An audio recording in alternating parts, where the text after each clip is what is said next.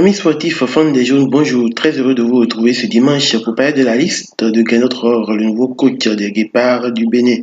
Je parle de la liste des 25 joueurs convoqués par le nouveau sélectionneur.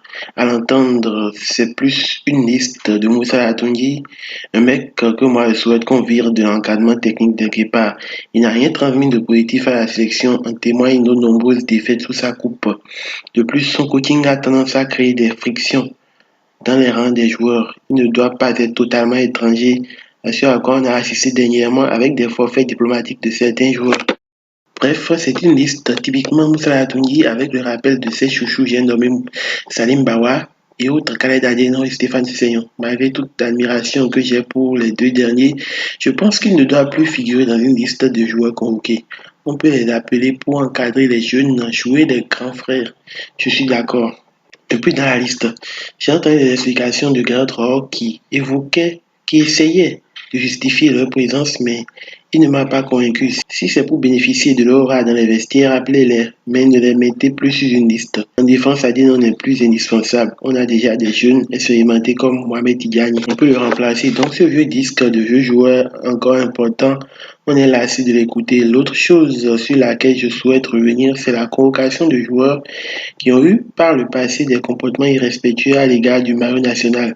Je veux parler de Cédric Ntongi et Anne-Josué Chibozo. Selon Kenneth Rohr, il a échangé avec eux au téléphone et ils sont prêts à rejoindre le groupe. C'est d'après lui une nouvelle ère qui s'ouvre, je l'espère bien, mais il faudrait garder ces joueurs à l'œil et scruter leurs performances parce que s'ils ne se donnent pas à 100%, il faudra peut-être réfléchir à les laisser dans leur club la prochaine fois. Notre match contre le Rwanda est dans 10 jours très exactement. Le coach aura le temps de faire une revue des troupes et sélectionner les 11 meilleurs guépards pour ce match. Gerard Rohr est un coach expérimenté. Il connaît l'équipe béninoise, ses failles pour nous avoir battus lors des éliminatoires de la CAN Cameroun 2022. Moi, j'ai confiance en lui et j'aimerais qu'on ne le juge pas trop tôt. Même si on se qualifiait pour la CAN, ne le blâmons pas, laissons-le travailler pour la prochaine CAN 2025. Ce n'est pas lui qui nous a mis dans cette situation délicate avec 2 défaites en 2 matchs. C'est celui qu'on lui colle encore comme adjoint. Donc soyons patients. Moi, j'ai toujours dit que l'équipe béninoise a de la valeur. Elle est renforcée. Elle s'est renforcée. Et c'est le moment de faire la place aux jeunes et de virer les vieux. Mohamed Tidjani, Tosin Aegnou et d'autres doivent pouvoir désormais postuler à une place de titulaire. Je n'oublie pas Junior Laïtan qui fait de belles choses à Niort.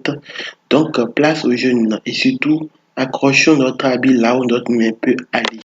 Quand j'entends que notre Rohr dit que notre objectif c'est la qualification mondiale 2026, c'est bien, c'est beau d'avoir de grandes ambitions, mais il faut se concentrer déjà sur les prochaines échéances, surtout la qualification pour la CAN 2025, parce que pour 2024, ça va être compliqué, très compliqué.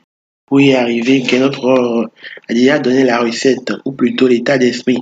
Comme il le dit, on ne peut pas rester sur 4 défaites de suite. Il faut se révolter. Les joueurs doivent se révolter.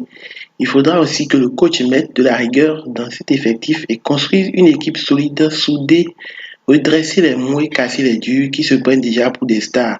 Vous savez de qui je parle. Alors, amis sportifs, fans des jaunes, je vous livre maintenant la liste des 25 joueurs convoqués par Moussa Atunji. Que dis-je? Que notre or gardien de but saturné à la Dijon en France.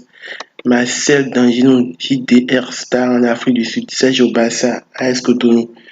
Défenseur Khaled Adeno Dossa en Chypre. Cédric Ntongi, Angers en France. Mohamed Tidjani, République tchèque. Johan Roche, Adana Sport en Turquie. Olivier Verdon, Ludogorets en Bulgarie. Youssouf Assoba, Amiens, un joueur qui mouille complètement le maillot en sélection. David Kiki de Faoul Constanza en Roumanie. Melvin Doremus de Chambly en France et les 2 jeunes locaux, Rabiou Sankamaro d'Aspac et Rachid Moumini d'Ayema. Au milieu de terrain, on a Cécile d'Almeida de Pau en France. Jordan Adeoti de Laval. Voilà encore un autre jeu. Mathéo Alain-Vie de Dijon, joueur très peu convaincant. Junior Laïtan de Niort en France. Dodo Doku, le joueur de Samoa qui a joué la CAN U20. Imoana San, un autre U20 très bon. Et Salim Bawa, l'éternel préféré de M. Latungi, toujours à Coton FC.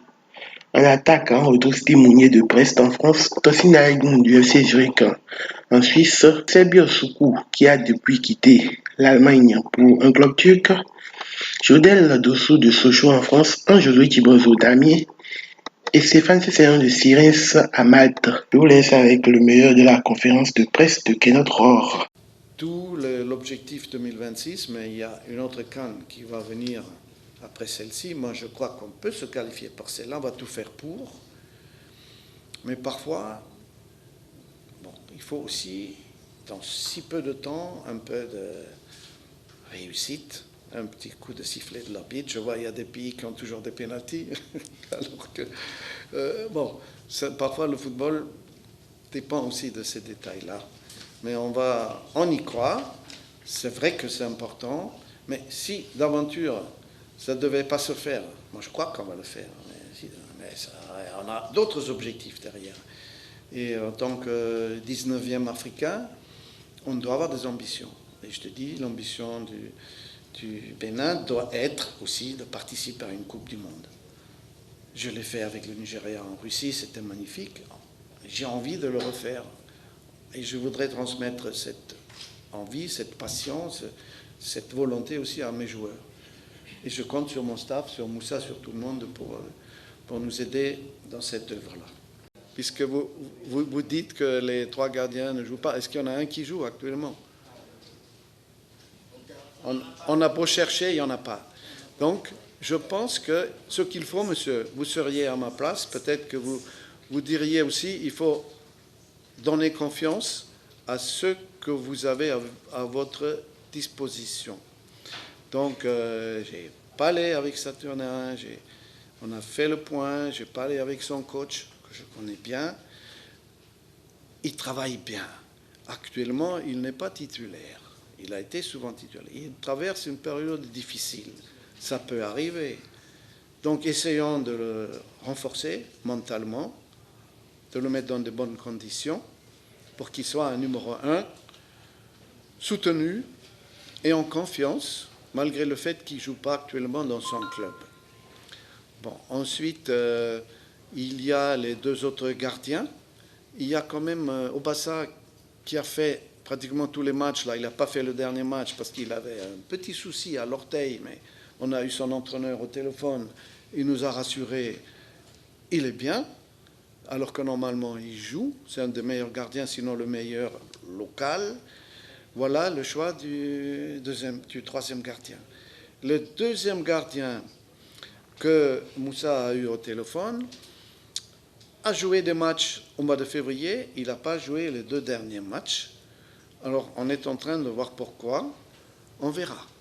Voilà. Mais, malheureusement, il n'y a pas d'autres alternatives actuellement à ce poste-là.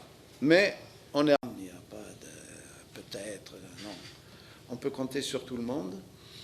Et c'est vrai que Stéphane, avec ses 38 ans passés, qui a retrouvé un club, mais qui a aussi joué en octobre des matchs où il était pas mal, on a vu un peu ce qu'il a fait avec l'équipe nationale. Mais il y a aussi le rôle en dehors du terrain. Il n'y a pas que le rôle des 11 de départ. Il sera difficile pour Stéphane de prétendre à être titulaire, mais son rôle en dehors du terrain, sur le banc de touche, dans le vestiaire, dans l'hôtel, à table, dans les réunions qu'on a, il est précieux.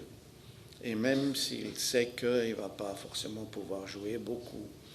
Mais peut-être dans une dizaine de minutes, en fin de match, avec un coup de pied arrêté, avec quelque chose qu'il y a encore à faire en 10 minutes, il en est capable. Je pense bien. Voilà, c'est la raison pour laquelle il a été appelé. Nous sommes 25. Donc il y a aussi d'autres joueurs comme le capitaine. On me dit qu'il a 38 ans, c'est vrai, mais il est encore bon. Il joue encore régulièrement. Donc on ne peut pas du jour au lendemain mettre que des jeunes. Ça serait ne pas leur rendre service. Ça serait un cadeau empoisonné. On voudrait le mettre dans les meilleures conditions. Et pour cela, comme on avait un peu essayé au Nigeria, aussi même est venu, mais Obi Mikel était toujours là. Victor Moses était toujours là. Donc là, peut-être qu'avec cette méthode-là, ça peut aussi marcher, sauf que là, on a moins de temps.